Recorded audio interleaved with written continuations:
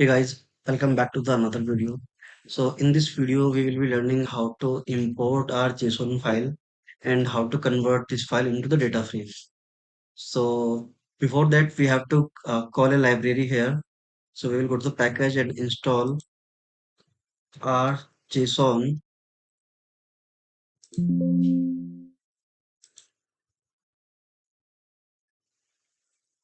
So once installing done, so now we will call our library rjson.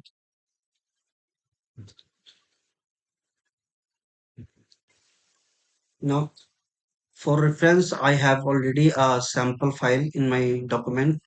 So I'll call it to a data frame and I'll use the function from JSON to read the file and file equal to the file name is sample.json. So as you can see df here. So we have read the file. Now we will be converting this file into the data frame.